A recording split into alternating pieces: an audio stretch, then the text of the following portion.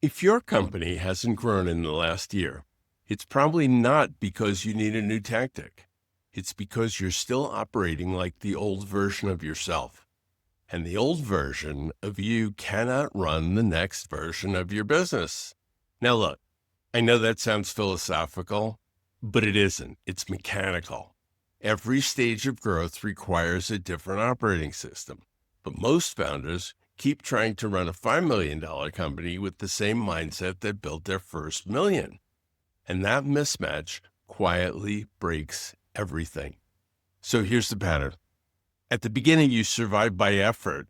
You're being reactive. You're being hands-on, in the weeds. You answer everything. You solve everything. You carry everything. You win because you're faster than everyone else. But that approach has a hidden cost.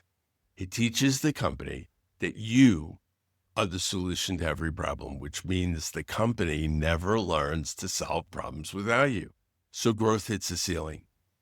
Because the business can only move as fast as you can personally think and decide. That's not leadership.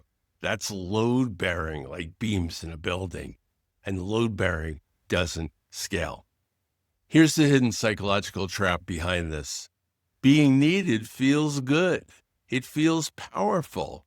It feels like relevance. So when everything still routes through you, part of you secretly likes it. You tell yourself it's all about quality control or standards or protecting the brand, but underneath, it's your identity. If you stop being the solver, who are you? If decisions happen without you, what is your role? So unconsciously, you design a company that keeps validating your importance, which guarantees stagnation for you and for the company. Because a business that depends on one person's identity cannot compound. It cannot grow without you. It can only expand until that identity maxes out. If you want scale, you have to tolerate being less central, less visible.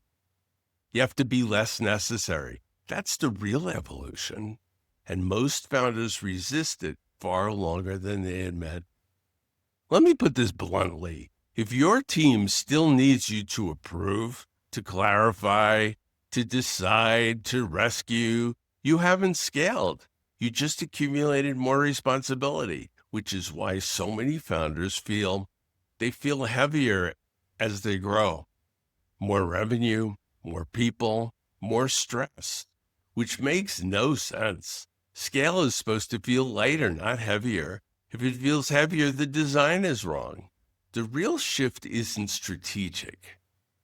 It's developmental. You have to become a different kind of operator, not smarter, different, because each level of growth demands a different role from you. You're a builder, then you're an operator, and then you're an architect. Builders do the work, operators manage the work, and architects design the system where the work happens without them. Most founders get stuck between builder and operator forever. They delegate tasks, but they don't delegate ownership. They hire people, but they still make every decision. They create managers, but still override them constantly. So look, nothing actually changes. The org chart looks bigger. The dependency stays exactly the same. So here's where the next version of you actually does differently. You ready?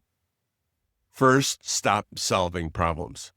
You design constraints. Instead of how do we fix this client issue, ask the question, what system prevents this class of issue permanently? Second, you stop answering questions. Install decision rights. What decides this without me? At what threshold? With what metrics? If someone still needs your permission, you haven't truly delegated. Third, you measure outcomes, not effort. Hours don't matter. Activity doesn't matter. Results is what matters. So when ownership is tied to outcomes, people grow up fast. Fourth, you protect your attention like it's capital. And it is capital. Every hour you spend inside operations is an hour stolen from design, is an hour stolen from the relationships you build with your clients. And design is the only thing that actually scales. Here's a quick example. A founder I worked with was stuck personally managing every project lead. Smart people, but still dependent. So he made a rule. If a problem reached him twice, it had to become a system. And this is without exceptions. And within 6 months, his calendar was cut in half. Revenue increased. Now, nothing magical happened. We just forced evolution. That's what this really is. This is really all about evolution. Your company cannot outgrow the version of you running it. So if you want a larger business, you have to become a larger operator. And that means less reactive, less indispensable, and more architectural. And something interesting happens when you do this. Work gets lighter, decisions get cleaner, momentum builds. It's almost like things start moving on their own. People call that flow. They call it alignment. They call it intuition. It's not anything mystical. It's coherence. Your identity finally matches the scale you're asking for. So stop asking, what new strategy should we try next? Ask instead, what version of me is this business still built around? Because until you outgrow that version, the company can't outgrow it either. Become the next version of yourself first, and scaling your business, that's going to flow naturally.